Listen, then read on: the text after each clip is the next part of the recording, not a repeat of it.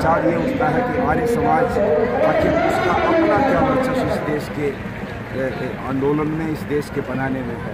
मैं ये मानता हूँ कि देश गुलाम था तब। यदि देश के इतिहास को हम अच्छे से देखें, चाहे वो 1857 की क्रांति रही और चाहे उसके पश्चात पूरा 90 वर्ष का आंदोलन रहा, उसमें आर्य समाज का सबसे अधिक योगदान दिखाई देता है। 1857 की क्रांति के समय में ना तो इस देश के अंदर महात्मा गांधी का जन्म हुआ था, ना तो यहाँ पर कांग्रेस का जन्म हुआ था, ना तो यहाँ पर किसी और नेता का जन्म हुआ था। केवल और केवल मात्र उस समय महर्षि दयानंद और उनके गुरु स्वामी ब्रजानंद, जिन्होंने लक्ष्मीबाई, तात्या टोपे, नाना फडणवीस और बड़े बड़े लोग जो उस समय आज़ादी के आंदोलन में लगे थे, उनको एकत्रित करके हरिद्वार के चंडी मंदिर में उनको प्रेरित किया, इस आंदोलन को बंद नहीं होने दो। और बाद में चल के भी लाला लाजपत राय, सावरकर और राम प्रसाद बिस्मिल, शहीद आजम भगत सिंह, खुद एक सिख परिवार में जन्म लेने वाला नौजवान, उनके दादा सरदार अर्जुन सिंह ने पंजाब में स्वामी दयानंद से जनेऊ लिया। और इस तरह से जितने क्रांतिकारियों के नाम आप देखोगे, उनमें अधिकतर शांति कृष्ण वर्मा हो, लाला हरदयाल हो, तमाम सारे आर्य समाज से प्रभावित थे। और इसलिए कांग्रेस के अध्यक्ष डॉक्टर पट्टाभी सीतारमैया ने भी ये बात कही, स्वीकार की कि आज़ादी के आंदोलन में 80% जो लोग थे वो आर्य समाज से जुड़े लोग थे। ऐसी आर्य समाज इसने देश को आज़ाद कराने में पूरी अपनी भूमिका निभाई और उस आर्य समाज ने समाज को भी एक नया रूप दिया। आज जो पूरी समाज की व्यवस्थाओं में हम देखते हैं, उनके खिलाफ आर्य समाज शुरू से आंदोलन कर रहा है। चाहे आज जातिवाद का सवाल है, जातपात पर समाज को बांटा जा रहा है, पूरी राजनीति जातपात पर टिक गई है और प्रत्याशी की पहचान जाति के आधार पर की जाती है, किसकी जाति के कितने लोग हैं और इसको वोट कितना मिलेगा। ये गलत है प्रमाण।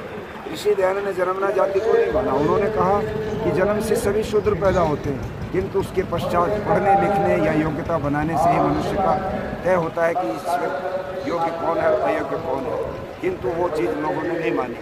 स्वामी दयानंद ने शिक्षा के अंदर बहुत बड़ी क्रांतिकारी बात कही थी और उन्होंने कहा था कि जाति नियम और राज नियम होना चाहिए कि प्रत्येक बालक देश का, राष्ट्र का विद्यालय में जाए, अर्थात कंपल्सरी एजुकेशन, अनिवार्य शिक्षा होनी चाहिए। एक भी बच्चा विद्यालय से बाहर नहीं होना चाहिए।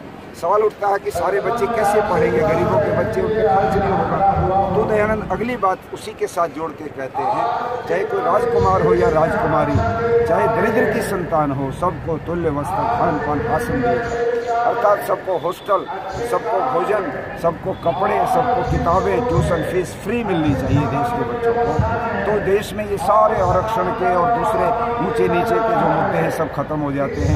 महर्षि दयानंद ने भविष्य दृष्टा के नाते से देश की शिक्षा प्रणाली बहुत क्रांतिकारी दी थी, वो लागू न करने का आज देश एक प्रकार से दंश झेल रहा है। इसी प्रकार से नशे के खिलाफ, इसी प्रकार से सांप्रदायिकता के खिलाफ जितने संप्रदाय बने हैं वो बाद में वैदिक धर्म के बाद बने। वेद की मान्यता में कहीं ना कहीं हम ये मानते हैं कि सब लोग कुछ एक ऐसा प्रोग्राम बनाएं जिसमें आपस की कटुताएं कम हो जाएं। जिन बातों पर सब लोग सर्वानुमति रखते हैं, जैसे कन्या भ्रूण हत्या के खिलाफ सभी मत संप्रदाय के लोग सहमत हैं, जैसे नशे के खिलाफ सभी लोग सहमत हैं, जैसे गौ हत्या के खिलाफ कुछ लोगों को छोड़कर अधिकतर लोग सहमत हैं। इसी प्रकार से दूरदर्शन पर आने वाले प्रोग्राम, इंटरनेट पर आने वाले प्रोग्राम, अश्लील, नग्न, फूहड़ और हिंसा से भरे मर्डर्स की घटनाओं से दिखाने वाली फिल्में, ये सारी आखिर भावी पीढ़ी को बर्बाद कर रही हैं। सब लोग मानते हैं कि ये बुरा है, तो आखिर ये रुकता क्यों नहीं? आर्य समाज ने सख्त क्रांति का एक एजेंडा तैयार किया है, जिसको पूरे देश में अन्य संप्रदाय और अन्य सामाजिक संगठनों को भी साथ मिलाकर हम देश में एक बड़ा आंदोलन खड़ा करना चाहते हैं। और वो सब क्रांति के बिंदु हैं। सबसे पहला उसमें हमने रखा जातिवाद मुक्त समाज, सांप्रदायिकता मुक्त समाज, भ्रष्टाचार मुक्त समाज, नशा मुक्त समाज, पाखंड मुक्त समाज। धर्म के नाम पर कहीं भी पाखंड है, वो मुसलमान करता है, ईसाई करता है, हिंदू करता है, कोई भी करता है। धर्म का सच्चा स्वरूप ही आना चाहिए। इसी प्रकार से महिला उत्पीड़न में दहेज हत्याएं, महिला उत्पीड़न में कन्या भ्रूण हत्याएं, महिला उत्पीड़न में डोमेस्टिक वायलेंस, घरेलू हिंसा या महिलाओं का अपमान, नग्न फोटो छाप के लोग अपनी वस्तुएं बेचते हैं, ये नारी जाति का अपमान है। ऐसे विज्ञापनों पर रोक लगनी चाहिए। और इसी प्रकार से शोषण, गरीब और अमीर, किसान आज मरता है, आर्य समाज इसकी भी चिंता करता है। आर्य समाज केवल एक धार्मिक संगठन नहीं है, बल्कि एक वैचारिक आंदोलन है। व्यवस्था पूरी बदलकर एक सुंदर समाज बने, श्रेष्ठ समाज बने, आर्य का अर्थ होता श्रेष्ठ। आर्य का अर्थ अलग से कोई एक अलग जाति या जमात या धर्म नहीं होता। श्रेष्ठ व्यक्ति जो भी है, जिसमें ईमानदारी के, सदाचार के गुण हैं, उसी को सबको संगठित करके हम व्यवस्था परिवर्तन चाहते हैं। और सब क्रांति के इन बिंदुओं पर जो भी साथ मिलकर समाज के लिए काम करना चाहता है, सबका हम निमंत्रण देते हैं, अपील करते हैं।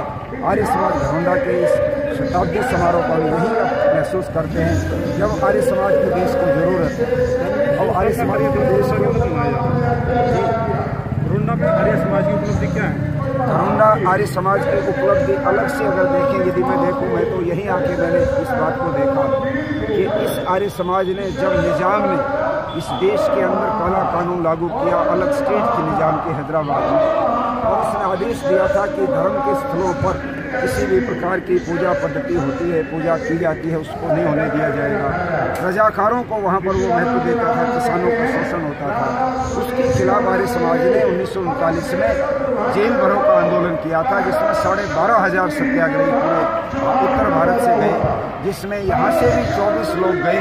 इससे बड़ा कोई और क्या उदाहरण हो सकता है कि ये आर्य समाज हमेशा समाज के हर मुद्दे से जुड़ी रही है। जब हरियाणा में शराबबंदी आंदोलन चला था 1992 में, जिसके परिणाम स्वरूप बंसीलाल जी ने हरियाणा में शराबबंदी लागू की थी, वो आर्य समाज ने आंदोलन किया। आज़ादी के बाद पहला ये उदाहरण है हरियाणा, जहाँ पर आंदोलन के द्वारा शराब जैसी भयंकर चीज़ को बंद करना पड़ा सरकार को, जिससे हरियाणा सरकार को 700 करोड़ रुपए की एक्साइज मिलती थी। तब इसी आर्य समाज घरौंडा ने पूरा योगदान दिया था।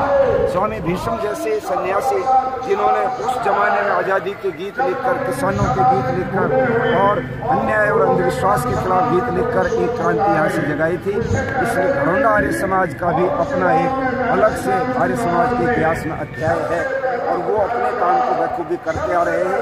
वर्तमान में ये लोग विद्यालयों में बच्चों को संस्कार देने, उनको अच्छा देशभक्त नागरिक बनाने, एक अच्छा इंसान बनाने के लिए अच्छे अच्छे प्रोग्राम उनके बीच में दे रहे हैं।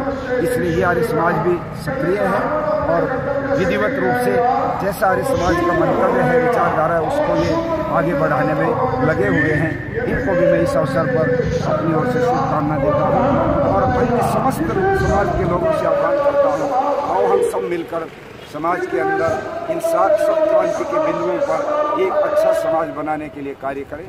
धन्यवाद।